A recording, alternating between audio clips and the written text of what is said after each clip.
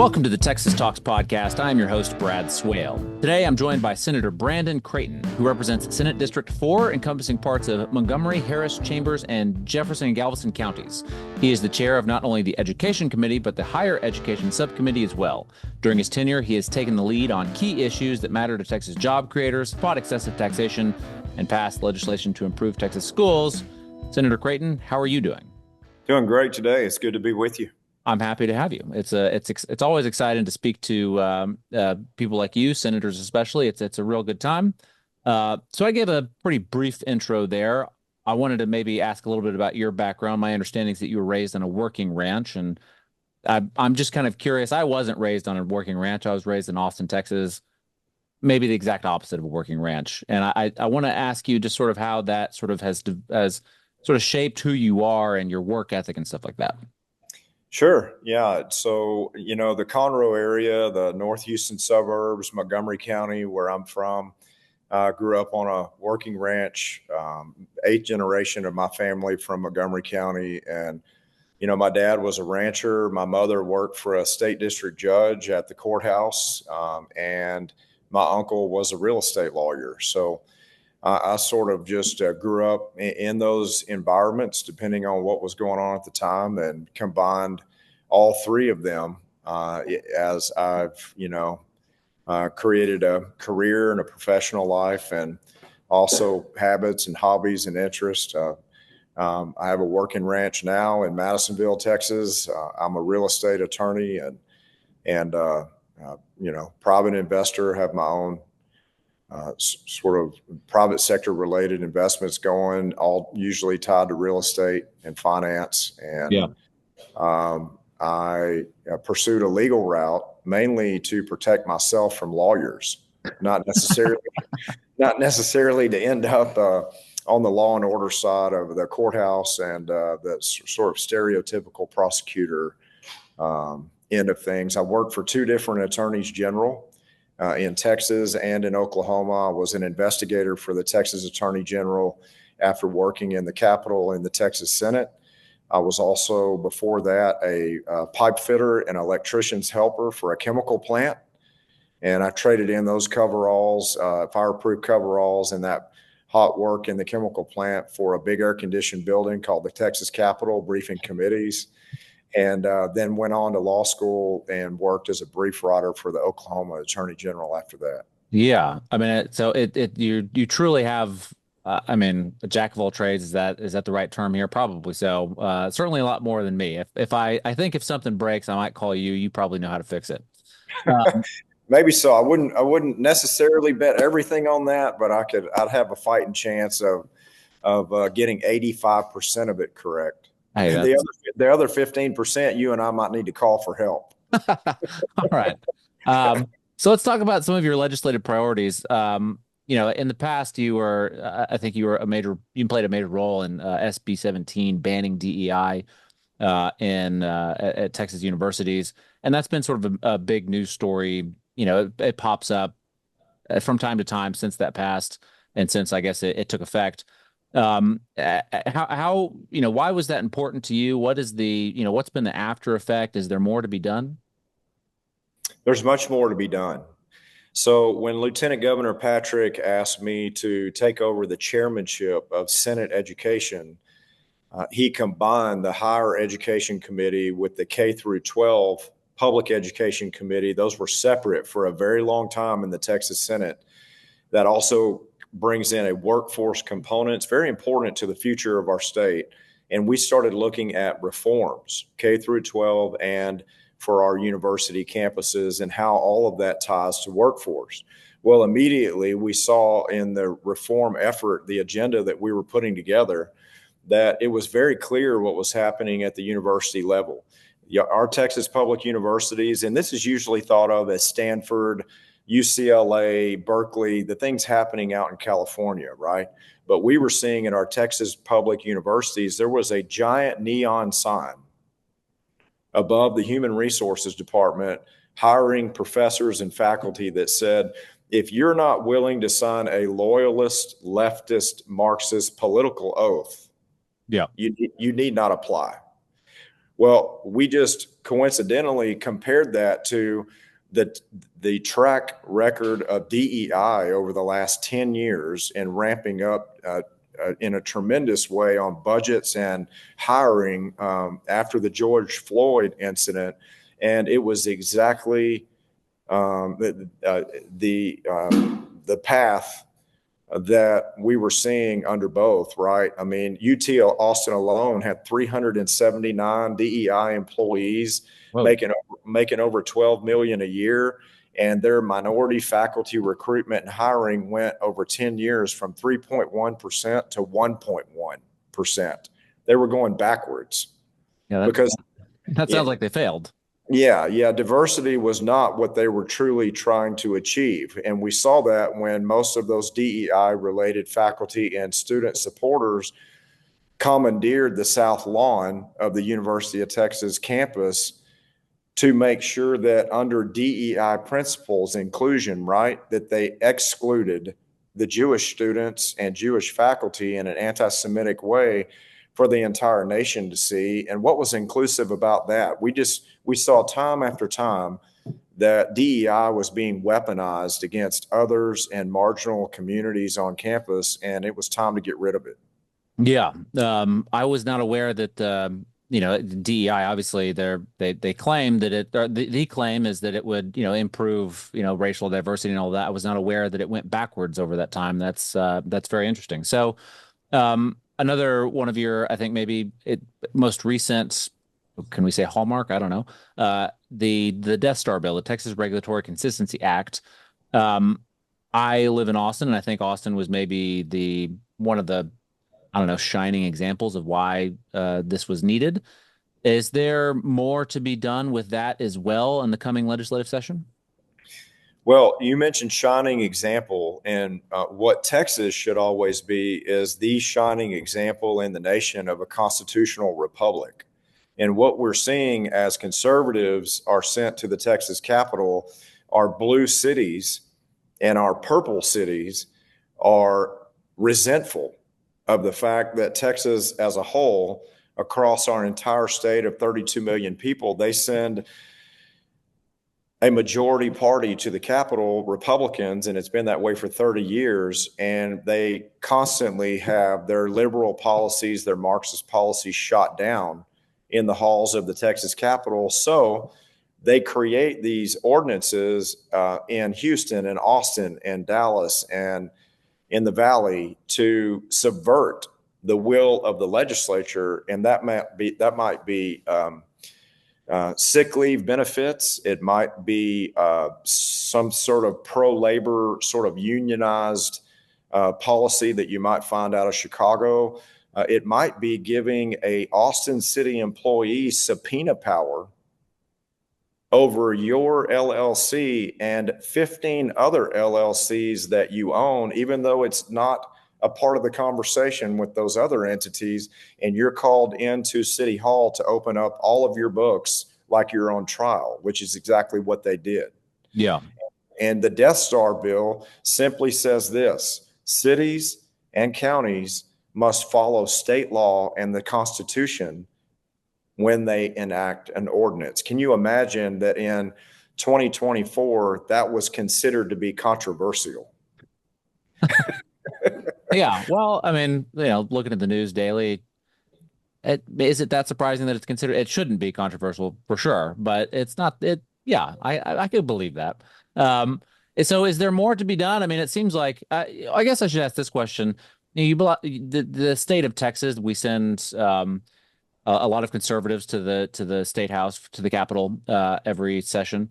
And, cities tend to be very, very blue. Some are a little bit more purple for sure. Why do you think that is? Why is it that cities are so blue? I think the age-old, comparisons that, rural Texas is conservative and has old-time Texas values of hard work and integrity and character matters and people of faith and on and on. And your bigger metropolitan areas have people from all over the world, certainly many people with those core Texas values, Sure. but also many that just don't share those particular values, and they seem to have the political infrastructure that supports this union mentality, these leftist policies that we see implemented by Gavin Newsom in California, or as mayor of San Francisco, however you want to paint him up. Sure. You know, these policies in Seattle, that Seattle's Children's Hospital leads the nation in gender reassignment surgeries for those that are under the age of 18.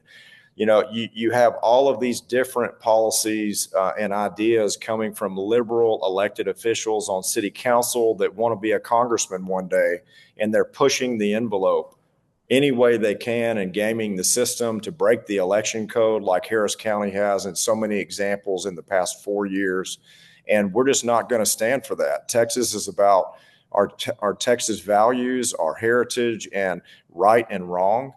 And we're going to make sure that the halls of the Capitol are where these statewide jurisdiction decisions are made, not in some city council chamber in Houston, Texas, that are upset that Texas is conservative. Yeah. You brought up elections there, and I know that you've done some work on election integrity in the 88th session. And we have early voting starts in what, a week and a half, something like that. Is that something that we can count on, that our elections are secure here in Texas? I think that the answer is it depends. It depends on who's in charge of collecting the votes and who's in charge of counting the votes. And separate from that question, do we have state laws and funding to enforce the laws that are on the books if there is a lawbreaker? Because we know there's going to be a lawbreaker when it comes to election integrity. In my home county of Montgomery County, it's one of the two recent examples in Texas of not only an election being thrown out tied to fraud, but there were actual convictions where people went to jail over it. And so a lot of people say there's nothing to see here, right? Yeah. There's no examples of that. That's all internet fodder. And from my home area of Conroe, Woodlands, Lake Conroe, just north of Houston here, the county contiguous to Harris, we've got a recent example. Yeah. So I think we have excellent laws on the books that we've tightened up. Look, we've gotten rid of Dominion software. We have created paper ballot receipts, and we've passed laws for American tested, American trusted voting machines. We've done some things that many, what you would call swing states, contested states, still have not done, but we have a long way to go. Brian Hughes and I, and I'll finish with this, we passed together voter ID requirements for mail-in ballots. And just last year, over 1.2 million mail-in ballots were purged for being fake. What would that do in this general election if we would not have passed those anti-fraud provisions? 1.2 million just in Texas? Yes. Whoa. Exactly. That changes elections pretty easily, 1.2 million. Exactly. So Ted Cruz only beat Beto O'Rourke in 2018 by 2.5, almost 3%. Abbott defeated Beto O'Rourke recently in recent years by plus 11. Yeah. What would our numbers in Texas truly be if we had accountability, transparency, an election day that ended on election day, and that those mail-in ballots that were fraudulent would have been purged, just like our accomplished voter ID for mail-in ballots last year showed that over 1 million attempts were made, and those were thrown out because they didn't have a social security number or a valid Texas driver's license on them when they were submitted. Yeah. Well, you being the chair of the Education Committee and also the Higher Education Subcommittee, I'd be remiss if I didn't talk to you about education. And I know that will be a huge part of the 89th legislature. I'm sure there's other big issues too, but it seems like education is up there that everyone talks about. Like there's a new story every week, pretty much. So the big one, obviously, is school choice and vouchers. And I'm wondering sort of what you think about that. What are the chances about that? Do you support it? Why did it fail last time? What's going to happen, do you think? Or what would Well, you like to see happen? we'll be back again with our legislation. I was the author of the school choice legislation last session. I passed education savings account out of the Senate a good part of the year, 3, 4, 5 times. We moved that bill, $8,000 for the ESA, $500 million funding the program out of the surplus. It would have been, even with Florida and Arizona, the largest launch of a school choice program in American history for a state to pass. And we kept sending that bill to the House. It was the governor's emergency item, and it was my bill as the author. And there were members of the House, Republican members from West Texas, that kept voting against it and rejecting the policy. Many of those members are now facing and have faced early retirement because the voters have kicked them out of office. And we've got new faces to work with. I'm expecting the bill to be bigger, faster, stronger, more universal, and I'm expecting it to pass. Yeah. My understanding is that a lot of the rural Republicans that opposed it, their argument was that it would sort of destroy the local public school, where often that was the largest employer, it was a gathering place, Friday night lights, all that sort of stuff. If you face some of that same opposition in this next coming legislative session, what would be your message to them? That sentiment, it surprises me coming from Republicans instead of Democrats, because that sentiment is all about institutions and not students. Yeah. And isn't that incredible that Republicans would talk about power, control, politics, institutions, administrators before kids? And it just simply isn't true. We used 162 empirical studies on the Senate floor during our debate, all the success of other states on their school choice efforts. And there is absolutely zero evidence to show that there would be harm to public schools. In fact, really, ESAs aren't used that much in rural areas of Arizona or Florida. But if a child with autism is seeking those types of coping skills or opportunities to evolve in their education, and their mom or dad or guardian or grandparent sees it best, why would we hold them back? Why would we follow any state in America on education freedom for parents? Why would we be the 32nd state? We should have been first. So I'm expecting that all of this success with school choice around the nation to be what Texas picks up on and prioritizes. Our workforce depends on it, but our kids deserve it. Yeah, for sure. So, sticking with education, there's, you've tried to champion, or have championed, I should say, parental empowerment and the Texas Teacher Bill of Rights. Can you describe what those are? Yes. So our parental Bill of Rights was the school choice bill. Okay. We had grievance policies for parents that are in public schools but can't get through to their school board, or can't get recognized, can't get health care documents, can't get curriculum transparency, just day to day what you as a mom or a dad would want to have to make decisions for your child, and to know that that public school is doing what they need to do. Separate from that, there was an education savings account created, as you and I just discussed. And that parental Bill of Rights is our signature piece of legislation for education reform in Texas. We also created a curriculum bill that's now in the State Board of Education as they're developing the rubric. And that bill will bring in best in class, high quality instruction material, curriculum, Yeah. and teaching methods that will replace some of the reading teaching methods that we're still using in Texas classrooms, even though those methods were deemed less than effective in the 80s. So we made an incredible,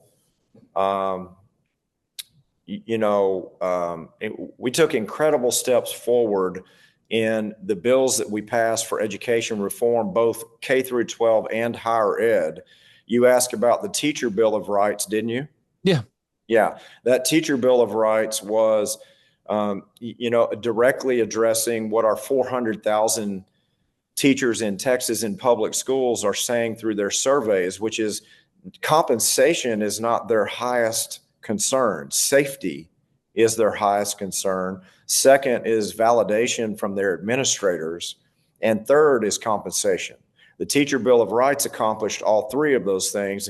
and with an across-the-board pay raise and bonus structures, we would have prioritized the best teachers in this state and put a value on them that it would almost be impossible for them to feel that Texas Republicans weren't standing strong for them. Now, the teachers unions got a hold of that bill in the House after I passed it out of the Senate, and they killed the bill because they couldn't let a Republican pass a bill for teachers that they themselves, as quote unquote teacher organizations, didn't enter the Capitol asking for those provisions and that kind of pay to start with. So they just wanted it to go to sleep. Yeah. And Go ahead. they took the bill all the way to the floor, to the House floor. And instead of letting it die in committee quietly, they took it to the House floor, opened it up for debate, and postponed it for a date beyond the expiration of the session just to be funny. And personally, I don't think that Texas teachers appreciate that, Yeah. or even know it, because their $850,000 lobbyists never conveyed that through an email. They just let the nail in the coffin happen on behalf of our Texas teachers on the House side. And the media did not cover it at all because they couldn't. Yeah. Yeah, my understanding is that the lobbyists like that, like you're describing, have blocked some public school funding, ESA programs to serve low income and special needs kids. And it kind of, it's kind of odd, I think. It seems like low income and special needs kids, especially, I mean, we could certainly expand that argument or that to every kid, but an ESA program for those specifically that need it the most. Why would lobbyists do something like that? Is it truly just not letting a Republican, get that win? Because they've manufactured a fake narrative for so long that they have to hold on to that bull, right? That bull in a china closet that's just, destroying the lives of all these kids around it. The lobbyist at the end of the day is in a self-preserving mode of, we've got to have a divorce between the legislature and public schools. If not, my job security is at risk. Yeah. So I'm going to continue to fuel those fires. I'm going to continue to kill policies that are good for parents, families, and students. And it's really sad. It's really tragic, but we're going to be successful. Our clock expires, and our founders intended it to, during our sessions. And so they're really good at delaying, sniping, and running out the clock. But eventually we're going to win on behalf of our Texas students, and that's going to be in January. Yeah. So you mentioned curriculum just a minute ago, and I know the State Board of Education is set to vote in November on approving the open education resources that were developed by the Texas Education Agency in response to your legislation. And I'm wondering, have you viewed the latest curriculum, and what would you say to the State Board of Education members who are voting for or against it? I would say that it's just outstanding, right? I mean, we're always wrestling with how we can provide better curriculum. We essentially have a Texas textbook and a California textbook for the nation to choose from. And it's very important when our State Board of Education is scrutinizing the type of curriculum that will eventually end up on the desk of a third grader or an eighth grader or a senior in high school. But we are going to have Western Civ and these principles for the founding of America and our core values espoused. Even the Book of Esther will be a key and core history component for all of our kids, as how could it not be, right? It used to be the case, but through threats of lawsuits and liberal organizations, we've moved away from those references from a historical perspective, not a religious perspective. Yeah. But then we still teach about Martin Luther King's letters that he wrote from prison that refer to scripture all through the letters. Yet our kids in school don't have any idea what those references are about, because history is not complete. So we're going to get woke out of the classroom. We're going to make sure that the rigor is there. It is well documented that easing up on the complexities of what a student might face is not good for them. It's actually more rigor is better, and the necessary tutoring and support that student would deserve. But we're not doing that in our Texas public schools. And that's why a year ago, out of our 6 million kids in Texas schools, You look at our eighth graders, almost 80% of them were performing below grade level. Many of them were 2 grades below grade level. We just can't have that happen. Yeah, no, you can't. It's I read those stories all the time, and it's not good here in Austin. It's not good in a lot of places, and I hope that changes. And that's a great connection there that you made with the MLK letters, referring to scripture. I haven't thought about it in that aspect, in that way. You know, referring to the scripture, it would be important for the kids to important for anybody, really, I think, to understand what that scripture said, not preaching it or necessarily believing, religiously, but why was he saying those things? I think that's a great connection. So talking about public school finance briefly, school districts are running deficit budgets and making cuts all over the place. I live in the Eanes School District, and they just approved, I think, a budget has a $3.3 million deficit, and it's one of the wealthiest in the state of Texas, is my understanding. What do we do about that? Well, we have certainly an obligation for those representing those school districts to come into the Capitol dealing in good faith, right? It was my bill that provided almost $5 billion of new money for public schools and teacher pay raises. But sending those bills separately to the House killed both of them, because superintendent organizations and teacher organizations were coming into public hearings saying, if we can kill 40,000 education savings accounts and school choice, we'd rather do that than have the new money. So you don't hear about that. You don't hear about that in the media, right? All you hear now is deficit budget, deficit budget. Yeah. But there was a rejection of unprecedented new money. We don't normally provide more than $1 to $2 billion of new money for public schools. We were at almost 6, a multiplier. But with school choice helping special needs and free and reduced lunch kids have a fighting chance at a better education, 40,000 of those spots out of 6 million kids, right, a rounding error.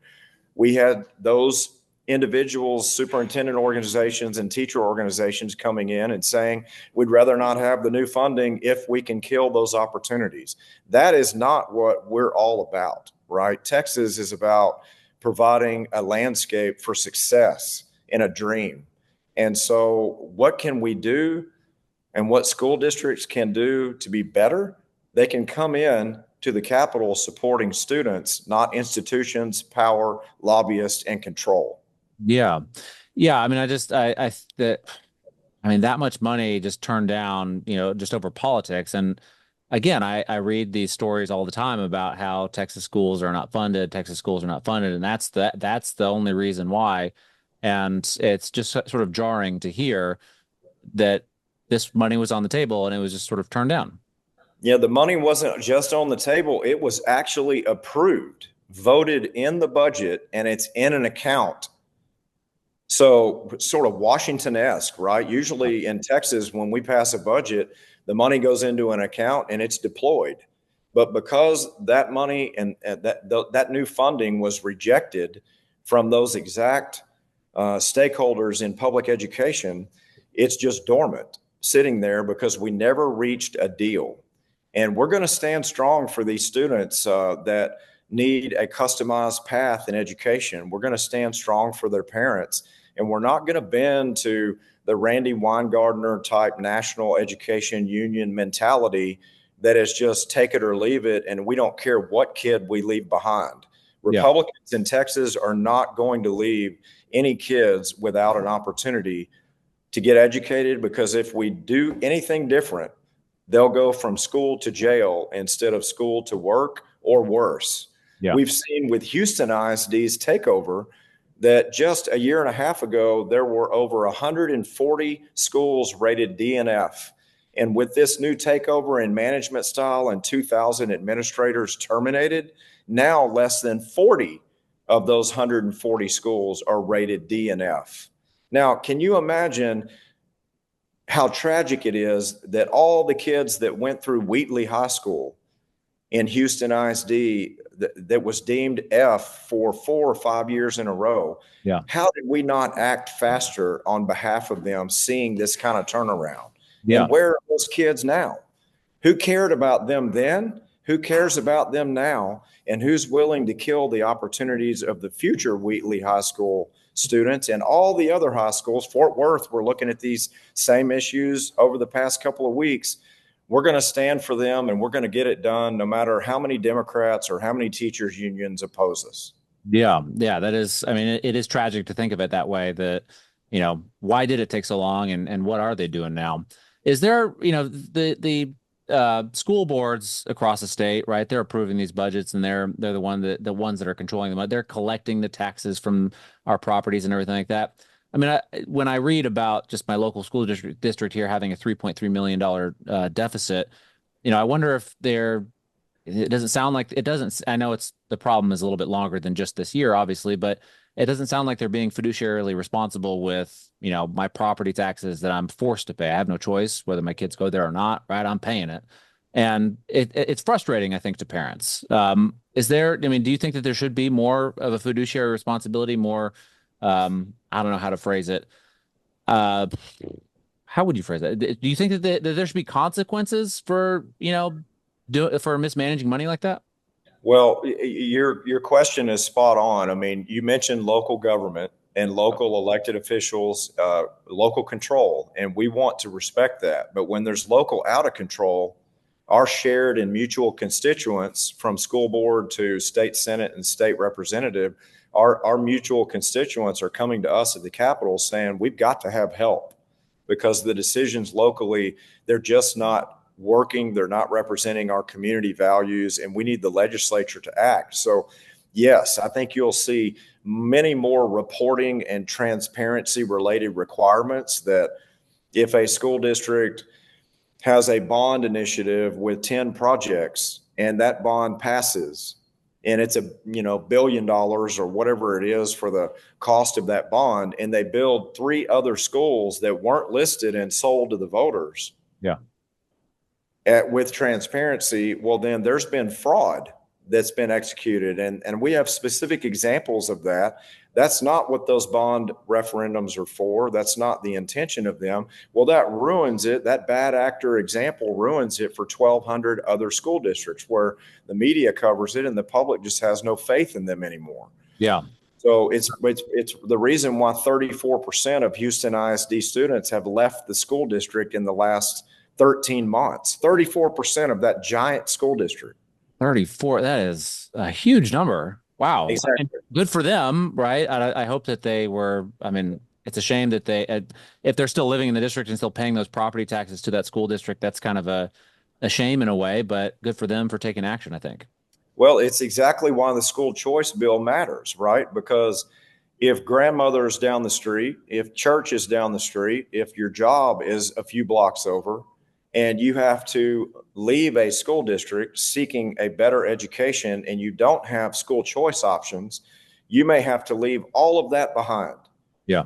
Your grandparents, your parents, your habits, your church, your friends, everything, in order to seek a better life somewhere else in Texas. But if you have school choice opportunities, you can stay right there. And that protects family, and that protects faith, and that protects community. But without school choice and those opportunities, we're breaking families apart, because they're either staying there in a tragic situation that is no win for anyone, or they're fleeing that situation and having to leave and going very far off from all of those that they love, while the student themselves are pulled away. And from a mental health perspective, that's terrible to do that to them. Yeah. So we're going to solve a lot of these problems that Florida has seen solutions with, where Miami-Dade public schools that were in the doldrums got so much better when school choice passed.